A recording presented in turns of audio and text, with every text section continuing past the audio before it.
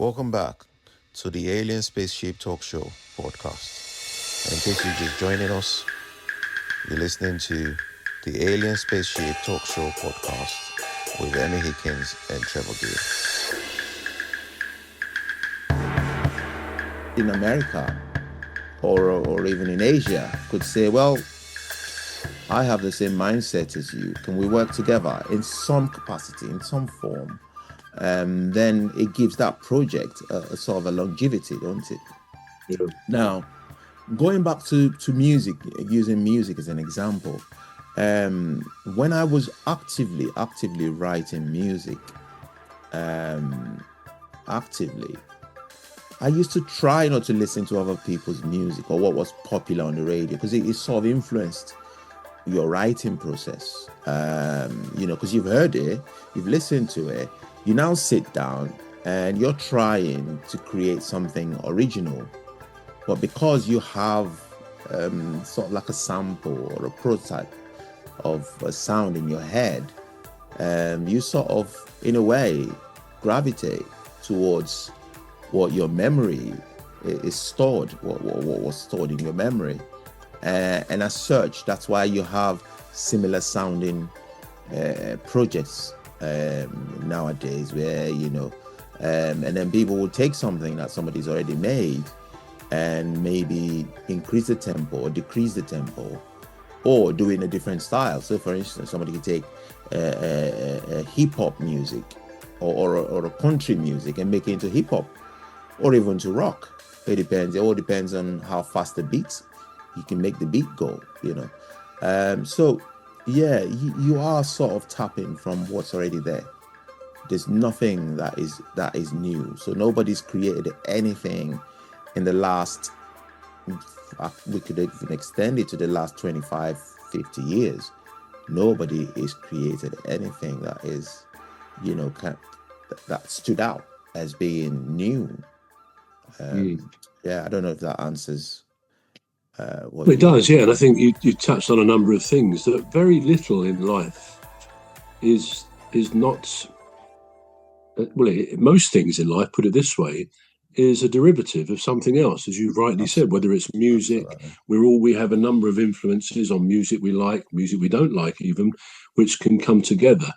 But I think it was in the good book, the King Solomon. I don't know why I should remember this, but the well-known phrase, or saying, there is nothing new under the sun. Under the sun, yes. Now that as I say, is in a book in the Bible, from King Solomon. And I think, that was obviously many hundreds, thousands of years ago. Yeah. So if that was said then, how much more would we say it now? And really, the theme of what I was saying is what I mentioned last week, and that's human ingenuity, which we could say is the sheer brilliance of humans, individuals, and a collective over time. If we look at the Apollo space project, when men first went to the moon in, I think it was 1969, and some more went in the 70s, I think 12 men altogether stood on the moon.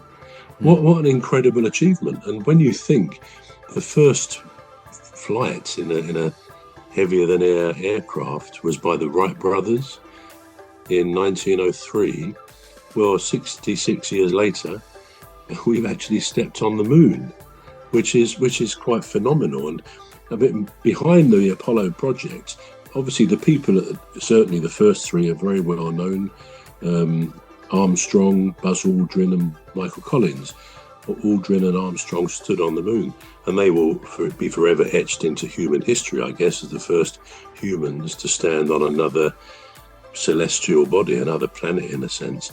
So, but behind them, they estimated about 400,000 people doing all the different bits which led up to this incredible achievement, this almost invisible network of people, again, who the Apollo people were standing on their shoulders, and rightly acknowledged that fact when they did it.